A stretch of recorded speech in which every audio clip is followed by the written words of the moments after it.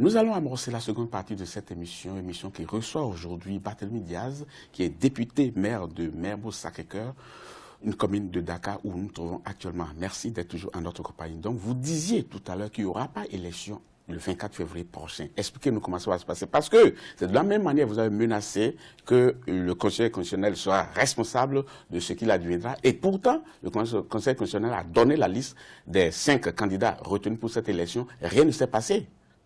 Je reviens à ce que je disais tantôt. Oui. La politique, c'est d'abord de la stratégie. Vous pensez sérieusement qu'il peut y avoir une élection présidentielle au Sénégal quand il y a 1 600 000 cartes d'électeurs qui sont confisquées? Et nous savons tous que c'est une élection où il n'y aura pas plus de 3 millions de Sénégalais qui vont s'exprimer. Il ne peut pas avoir d'élection présidentielle. Parlez-nous de cette confiscation de je reviendrai là-dessus. Mais le premier point, c'est cette confiscation. Le deuxième point, vous pensez qu'il peut y avoir d'élection présidentielle au Sénégal au moment où il n'y a aucun acteur qui dispose par des vertus du fichier électoral? Vous pensez que dit la loi La loi, ce que dit la loi. Oui. Je rappelle qu'avant de parler de la loi, je parlais d'abord de la pratique. Parce que la coutume est une source en droit. Le président Abdoulaye Wade, quand il quittait le pouvoir en 2012, le fichier électoral était sur Internet, en ligne. Ça, c'est une pratique. Donc, c'est une coutume qui est une source en droit. La loi, que dit la loi? Ça, c'est la coutume. Que dit la loi? C'est un acquis. Oui. C'est un acquis démocratique. Dans une démocratie, on construit une démocratie avec des acquis. On ne remet pas des acquis en cause. Oui, mais quand vous parlez de la coutume, oui, c'est de la même manière par rapport à l'affaire Khalifa Sall, où on dit que tous les maires qui l'ont précédé ont procédé de la même manière, mais pourtant, la justice l'a condamné pour ce qu'il a fait, quand bien même ses prédécesseurs ont fait la même chose. Il n'y a pas de justice qui l'a condamné. La justice a été décriée par cette même justice à travers ça, c'est le bureau. Votre appréciation. Ça, c'est votre appréciation. Je pense que le Sénégal est tout de même une référence démocratique en Afrique. Je le oui, dis en toute humilité. Comme beaucoup d'autres pays aussi. Désolé, comme beaucoup d'autres pays. Non, il n'y a jamais eu de coup d'État électoral. Non, oui, mais il n'y a jamais ça, c'est votre appréciation. Parce que certains aussi ont jeté des regards critiques sur d'autres élections qui ont eu lieu ici et ça n'a jamais fait l'unanimité dans un pays que tout le monde soit d'accord sur un principe. Donc, pour que nous n'allions pas dans tous les sens, on va essayer de se rapporter à certains principes, notamment, on parlait de la coutume. Parlons de la confiscation des cartes d'électeurs. Oui. Vous croyez, vous, franchement, que c'est sérieux l'image que renvoie le Sénégal? Justement. D'avoir 1 600 000 Sénégalais qui ne détiennent pas leur carte d'électeur? Mais justement, c'est pour cela que je vous dis de lever encore une voile sur ce que vous appelez confiscation des cartes d'électeurs, parce que tous les téléspectateurs ne savent pas de quoi vous parlez. Comment a-t-on confisqué les cartes d'électeurs? Ce sont des citoyens sénégalais qui sont inscrits et qui, jusqu'à aujourd'hui, ne peuvent pas obtenir leur carte d'électeur. Quand je parle de confiscation d'électeurs, cher ami, avec tout le respect que je vous dois, ça fait partie d'un coup d'État électoral. Il faut qu'on dise les choses telles qu'elles sont en Afrique et qu'on arrête de vouloir se donner bonne impression ou chercher à avoir bonne presse. Ce qui se passe est dangereux. Et ce qui est triste, c'est que ce sont les germes d'une violence politique. Il ne faut pas que les gens maintenant nous demandent comment nous allons organiser cette violence politique, comment nous allons la mettre en œuvre. Ce qu'il faut dénoncer et décrire, c'est cette volonté émanant de l'exécutif qui a la charge d'organiser les élections et qui verse dans le sabotage. Le fichier électoral, vous avez posé une question, que dit la loi électorale? La loi électorale dit que le fichier doit être mis à disposition des candidats 15 jours avant le jour du scrutin. Mais le problème, c'est que nous avons actuellement une problématique qui ne pourrait pas être réglée si on respectait l'esprit de la loi.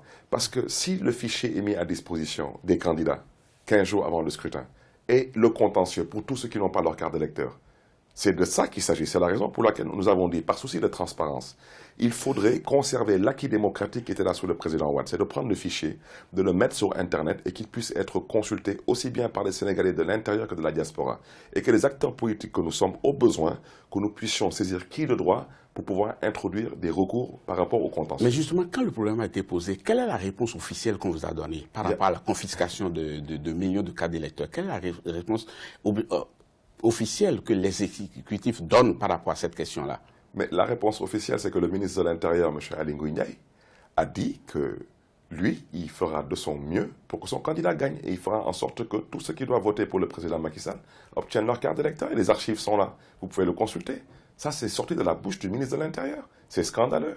Mais ce qui est étonnant, j'ai vu quand même un certain nombre de choses que vous avez décrites de par le passé, mais pendant qu'on s'attendait à ce que l'exécutif revienne en arrière, on a vu quand même une progression, un peu comme si le chien à voir la caravane passe. Est-ce que vous ne redoutez pas la même chose, que même quand on va arriver à 15 jours avant les scrutins, que l'exécutif continue toujours par ne pas vous écouter?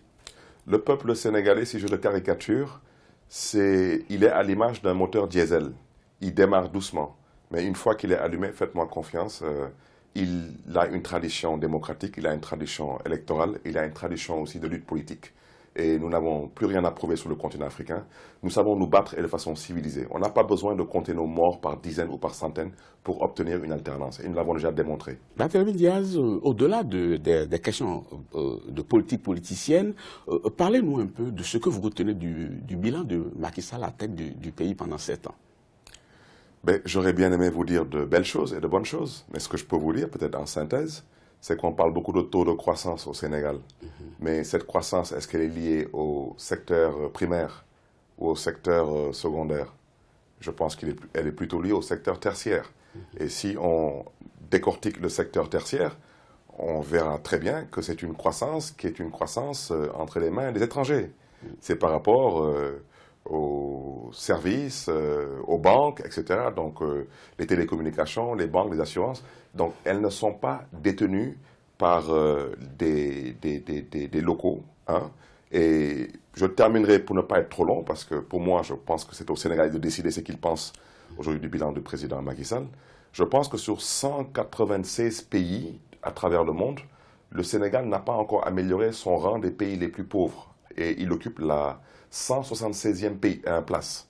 Donc je pense que cette croissance que le président Macky Sall chante sur tous les toits et ce bilan que le pouvoir sortant cherche à présenter, moi je les ramène à leur classement dans les pays les plus pauvres au monde. Et pourtant vous tendez vers l'émergence. Mais une émergence, vous savez, une émergence, peut-être pour ne pas verser dans l'humour, prenons les 5 dernières inaugurations du président Macky Sall, avec votre permission.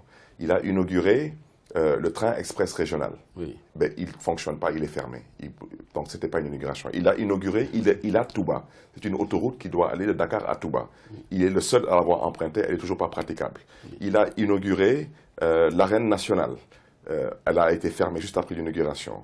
Il a inauguré beaucoup de projets qui, en réalité, cela ne relève que de la politique du tape à l'œil, c'est du saupoudrage. Mais ce que je veux vous dire, c'est qu'en 7 ans, le président Macky Sall a été incapable d'être capable de réaliser des projets élémentaires à la tête d'un État et de les livrer au peuple sénégalais. Et pourtant, il y a un certain nombre de choses que j'entends du côté d'une certaine frange de la population. Hein, quand on me parle de réduction des loyers pour les familles aux faibles revenus, quand on parle de la baisse d'impôts sur les salaires, quand on parle d'électrification des centaines de villages, quand on me parle d'installation de plusieurs forages dans les zones les plus reculées, et j'en oublie. Est-ce que cela, ce n'est pas du concret par hasard? Mais à partir de ce moment, si c'est du concret, il faut laisser les gens compétir à l'élection présidentielle. Donner les cartes d'électeurs aux Sénégalais. Ne faisons pas le lien. Ne faisons pas le lien. Parlons de ce qui est concret, qui a été réalisé. Je suis désolé quand un président sortant est sûr de son bilan, parce que ça, c'est un bilan émanant du pouvoir. Ils disent qu'ils ont fait, ils ont fait, ils ont fait, ils ont fait. Nous aimerions les croire. C'est très bien. Maintenant, permettez aux Sénégalais de pouvoir s'exprimer de façon démocratique. Soyez en phase avec la Constitution, et si votre bilan est si réluisant, il n'y a pas de quoi fouetter un chat. En tout cas, c'est les Sénégalais qui vont pouvoir apprécier cela. On attend de voir s'il y a élection d'abord et ce qu'il adviendra de cette élection au soir du 24 février, s'il y en a eu vraiment. Non, ceux qui ont la responsabilité d'organiser l'élection ont choisi d'organiser un sabotage. C'est différent. Parlons un peu de vous pour clore cette émission. Vos compatriotes vous présentent comme un personnage controversé, un empêcheur de tourner en rond, même un va-t-en-guerre. Est-ce que vous retrouvez à travers ce descriptif? Je suis un homme de principes et de valeurs. Il faut que les gens comprennent une chose. L'hypocrisie, je ne la porte pas en bandoulière, et je crois en des principes et des valeurs. Et ce que je voudrais dire, il ne faut pas qu'on fasse la confusion entre dire la vérité et être insolent. Il y a une grande différence. Et ça relève de l'hypocrisie. Dire la vérité et être insolent. Je ne suis pas insolent. Où est-ce que vous situez? Je dis la vérité. Et la vérité, quand je la dis, elle est crue. La vérité ne peut être plus crue. Et tôt ou tard, c'est la vérité qui va prendre le dessus sur le mensonge. En tout cas, on a côtoyé certains Sénégalais qu'on a interrogés et qui se retrouvent à travers le fait que vous voulez toujours dire la vérité, que vous prenez beaucoup de position, mais que dans ces prises de position, vous allez jusqu'à outrepasser les règles de la République. Est-ce que ce n'est pas quelque part vrai? Les règles de la République ont déjà été bafouées. par ceux qui sont supposés diriger la République. Donc vous aussi, vous avez choisi de les bafouer aussi? Non, moi j'ai choisi d'éveiller les consciences. J'ai choisi de demander aux Sénégalais de se lever pour l'histoire et pour la postérité. Mais apparemment, vous n'y mettez pas souvent la forme. Hein? Il n'y a pas besoin de mettre la forme, parce que la forme, malheureusement, ceux qui sont à la tête de ce pays ont décidé de la mettre à la poubelle, la forme. Et je vous donne des exemples. Vous pensez que vous pouvez, vous, aujourd'hui, expliquer, en tant qu'observateur de la scène politique sénégalaise, que M. Karim Wade, qui a été condamné dans toutes les juridictions au Sénégal, se soit débrouillé pour lui faire condamner l'État du Sénégal dans toutes les juridictions internationales, aussi bien en Afrique, à la CEDEAO, à Paris, aux Nations Unies. Et c'est valable aussi pour M. Khalifa Sall, qui a été condamné dans toutes les juridictions sénégalaises, et à l'international, il a toujours réussi à avoir le dernier mot sur l'État du Sénégal. C'est la raison pour laquelle je vous dis, il faut qu'on sache dans quoi on vit. Vit-on dans une république ou vit-on dans autre chose? Et moi, j'ai choisi de vivre en république. En tout cas, je parlais de vos prises de position. Vous l'avez dit tout à l'heure, que ça vous a valu 6 mois de prison pour des raisons qui restent discutables selon vous. Mais vos prises de position aussi vous ont valu l'exclusion aussi de votre parti, de base, le Parti socialiste. Vous êtes adossé à Khalifa Sall, qui, dans l'élection aussi, dont la candidature a été refusée. Et aujourd'hui, est-ce que vous n'êtes pas un peu trop un électron libre? Je n'ai pas été exclu du Parti socialiste. Je n'ai jamais reçu de lettre d'exclusion. Le Parti socialiste aujourd'hui est dirigé par un homme qui a choisi de verser dans l'escroquerie intellectuelle et politique. Et c'est M. Ousmane Tanordien. Et vous comprendrez aisément que de candidat, il est passé à souteneur. Alors vous comprendrez que quand on n'a plus d'ambition dans la vie, on gagnerait à faire autre chose que de se mettre à verser dans le ridicule, parce que ce monsieur est très ridicule aujourd'hui. Mais est-ce que vous n'êtes pas... je voudrais vous dire une chose. J'ai été incarcéré à 3 reprises. Je n'ai jamais été incarcéré pour détournement de quoi que ce soit. Je n'ai jamais été incarcéré pour violence ou quoi que ce soit. J'ai toujours été incarcéré par rapport à des propos que j'ai eu à tenir dans l'arène politique. Et je rappelle que la Constitution du Sénégal me permet, en tant qu'acteur politique, de m'exprimer par la parole, la plume et l'image.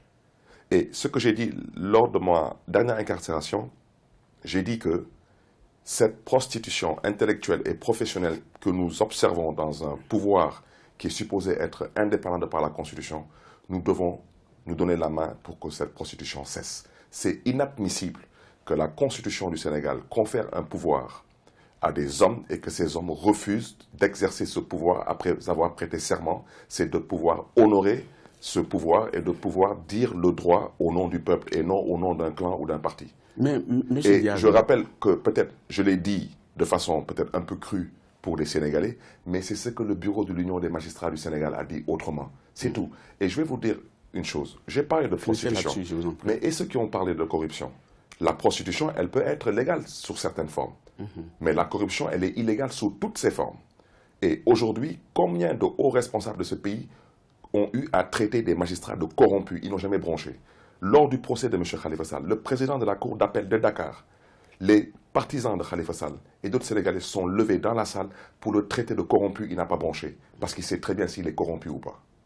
Barthélémy Diaz, vous nous dites beaucoup de choses, ce qui amène à regarder avec un œil beaucoup plus pointu l'actualité du Sénégal, les semaines, les mois à venir. Nous serons là pour vous accompagner tout cela et en parler sur Africa 24. Vous serez toujours les bienvenus quand il s'agit de donner certaines informations, de pousser une gueulante parfois.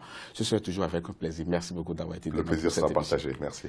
Chers téléspectateurs, ce sera tout pour cette émission. Merci beaucoup de l'avoir suivi. Nous vous donnons rendez-vous très bientôt pour un autre numéro. À bientôt.